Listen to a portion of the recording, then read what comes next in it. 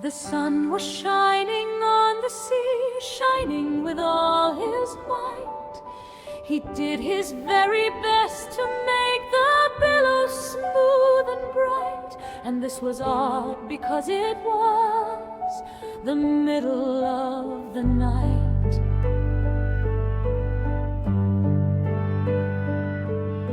The moon was shining sulkily because she thought the sun had got no business to be there after the day was done. It's very rude of him, she said, to come and spoil the fun.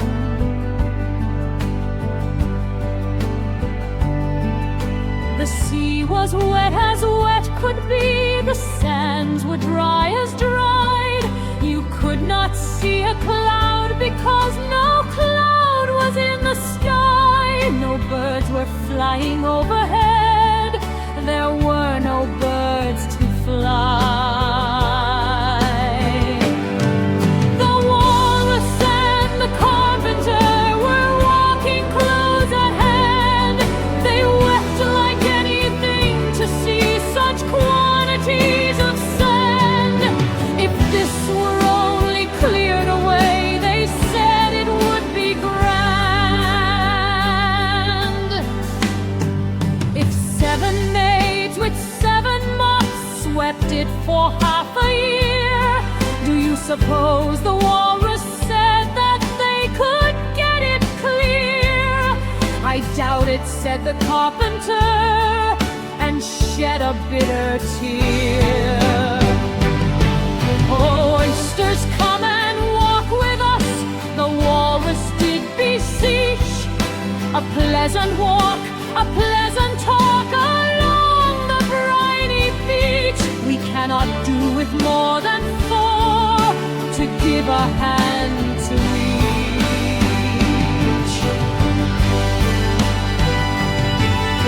The eldest oyster looked at him, but never a word he said.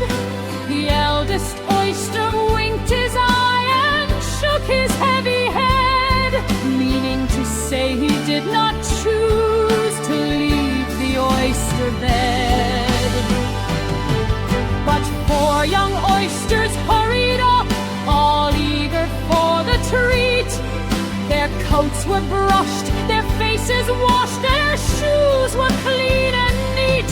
And this was odd because, you know, they hadn't any feet. 4 other oysters followed them, and yet another 4. And thick and fast they came at last, and more and more and more, all hopping through the frothy waves and scrambling to the shore.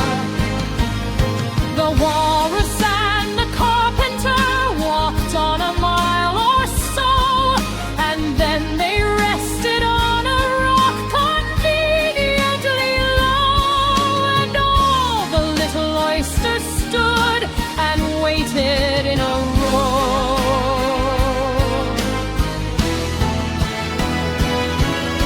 The time has come, the Walrus said, to talk of many things, of shoes and ships and sealing wax, of cabbages and kings, and why the sea is boiling hot and whether pigs have wings. But wait a bit, the oysters cried, before we have our chat, for some of us are out of breath and all of us are fat. No hurry, said the Carpenter, they thanked him much for that.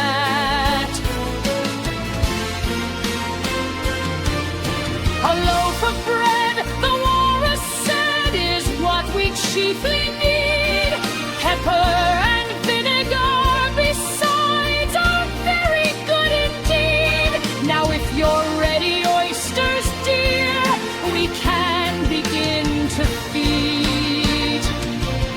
But not on us, the oysters cried, turn